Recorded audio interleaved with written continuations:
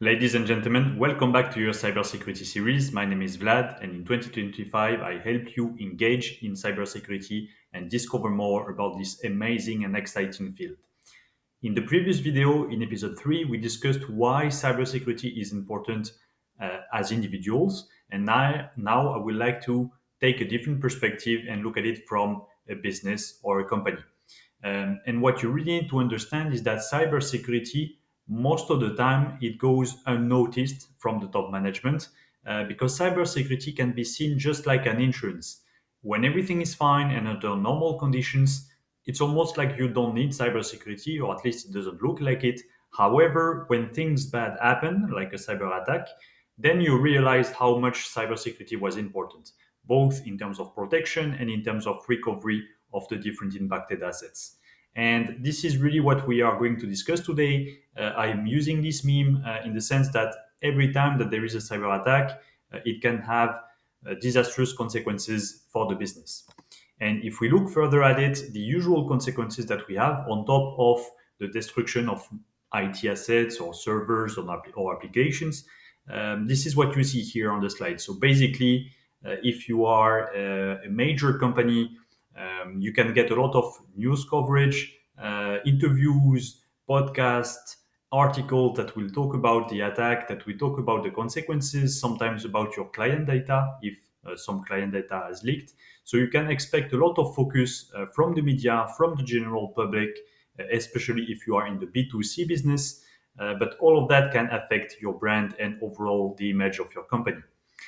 If you are a company also on the market, on the stock exchange, this could have a direct impact on your share value, which would, of course, collapse. And it can take sometimes years until your share value is back to the normal, to before the cyber attack.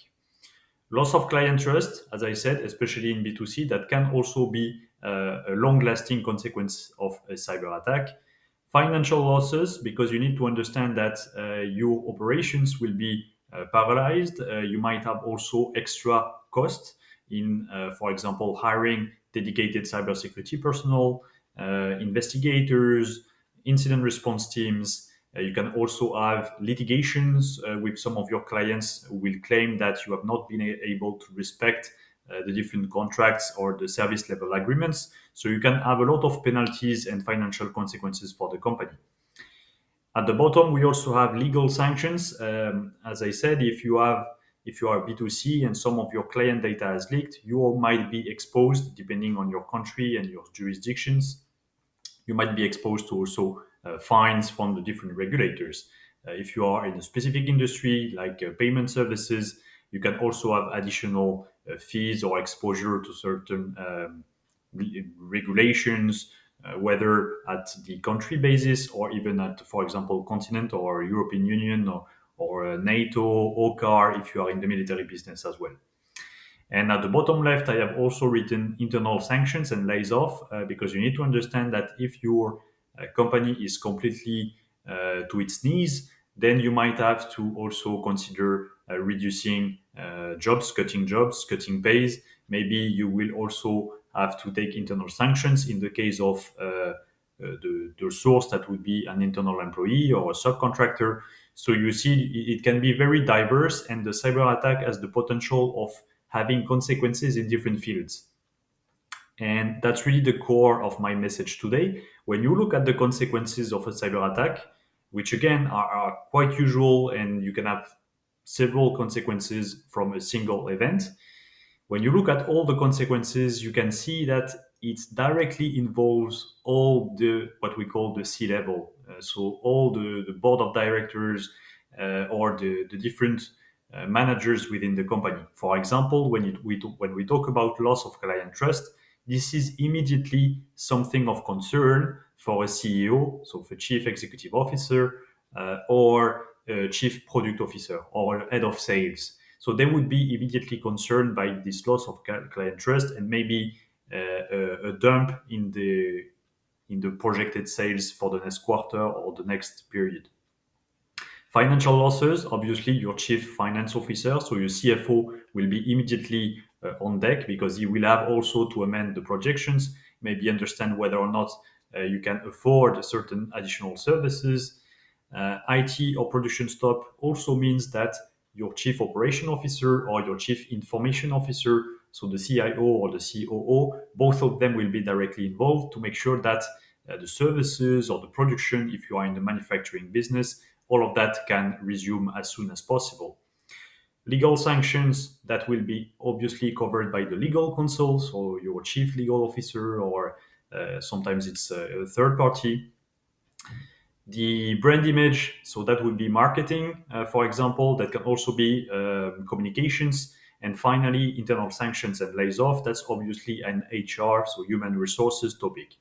So you can see that all of those consequences, which can again sometimes be mixed, and you might have some of them or not the others, a single cyber attack has the potential of immediately gaining the attention of your entire board or your entire executive committee just by looking at the consequences. And that's the number one reason why businesses should really care and invest in cybersecurity before it's too late.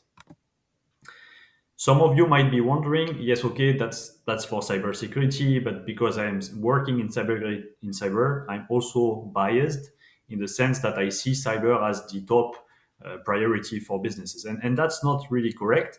And it's not. I'm not defending cybersecurity more than other risks that we talked about, for example, fraud in general. But what's true is that when you look at some of the studies, and here I'm showing one of the extract of the World Economic Forum, when they ask the businesses in the government sector, so the public entities or private businesses on the right, when they ask them what are the short-term risks that they see, cybersecurity is part of the top 10. So here, this is a survey from 22-23. The idea is that they do those surveys every couple of years and they look at short or medium term perspective. So here we are looking at 2 years perspective. And what you can see is that in the business, on the top four, we have widespread cybercrime and cyber insecurity, which surprisingly enough is featured in the top 10 and is way above, for example, the environmental impacts, the debt crisis, natural resource crisis, etc. So you can see that cyber and the fact that the companies are more and more connected, more and more leveraging the data and relying on data has become one of the core concerns for the companies. To close this off, I just would like to share some of the quotes that I found on internet. I'm quoting here Barack Obama, not for his policies or not because this podcast is favoring either of the Republicans or the Democrats. The idea is that that was one of the first time in the public press that a president from, let's say, one of the most striking countries or most dominant countries today in our economy that acknowledged that cybersecurity was a key topic. So he said that cyber threats pose one of the most serious economic and national security challenges. You also have here Ginny Rometty, which is the former CEO of IBM, that also acknowledges that cybercrime is one of the greatest threats to every company in the world. So those two leaders have acknowledged cybersecurity as one of the top priorities. And I've also given you two more quotes. One from a former tennis player to also show you that cybersecurity is not only a matter of top executives or top cyber or security officers, but also the public is gaining more traction on the topic. And she said that security used to be an inconvenience, yes, sometimes, but now it's a necessity all the time. And that's really going back to the idea of seeing cybersecurity as an insurance. And more than an insurance, it's also about protecting the businesses every day, consistently, and not waiting for something to happen to then start a recovery. So it's really consistent effort. And as she said, a necessity all the time.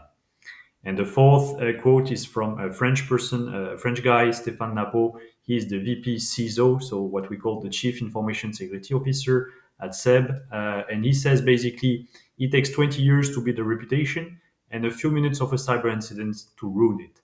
And that's also one of the key takeaways from today's video. You need to understand that, of course, building a reputation and building a business can take years or even decades.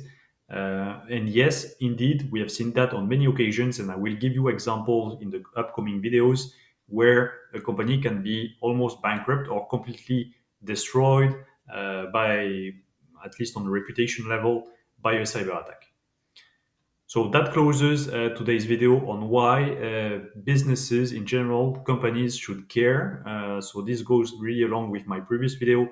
In the next video, we'll talk about the different cybersecurity jobs and the different career paths that you would find in cybersecurity. I hope you are excited. That's all for today. Thank you. Don't hesitate to drop a comment or give me some feedback, and see you in the next video.